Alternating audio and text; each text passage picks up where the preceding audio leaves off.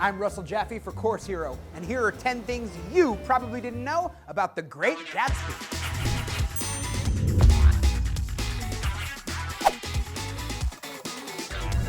The iconic original book cover for The Great Gatsby was designed before the manuscript was finished. The artwork inspired F. Scott Fitzgerald so much that he rewrote parts of the novel to better suit the artwork.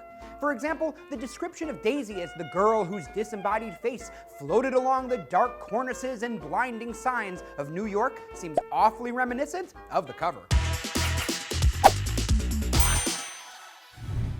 The Great Gatsby sold only 21,000 copies in its first year, less than half the first-year sales for Fitzgerald's previous books. It did not achieve commercial success until after Fitzgerald's death in 1940. By 1960, it was selling 50,000 copies each year. The first movie adaptation of The Great Gatsby was released in 1926, and F. Scott and Zelda Fitzgerald were unimpressed. Zelda would later write, "It's rotten and awful and terrible, and we left." Daisy Buchanan was based on F. Scott Fitzgerald's first love, Ginevra King. She was a wealthy debutante whom Fitzgerald dated from 1915 to 1917. King broke Fitzgerald's heart by spurning him and marrying a rich man.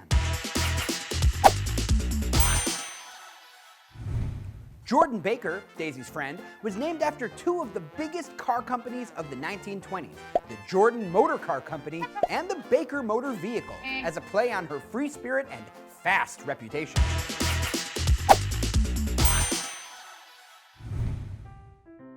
F. Scott Fitzgerald was actually named after his second cousin, Francis Scott Key.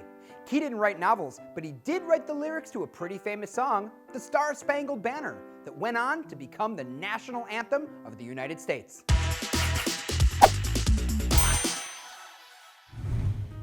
Hunter S. Thompson would type out pages from The Great Gatsby just to get the feeling of what it was like to write that way. He also said that The Great Gatsby was continually on his mind while he was working on Fear and Loathing in Las Vegas. All of Fitzgerald's friends knew he was a poor student and a horrible speller.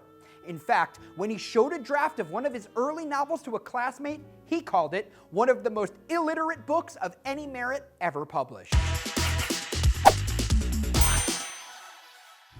During World War II, a group of publishers, editors, and librarians in New York decided that American soldiers serving abroad needed something to read. They chose several novels to be Armed Services editions and sent more than 1 million books, including 123,000 copies of The Great Gatsby, to sailors and soldiers overseas. In a large leather-bound binder, Fitzgerald kept a detailed account of his career and his entire life. He documented month-by-month accounts of what he did and who he met, complete with summaries and section titles. He even documented his first word as a tot, up.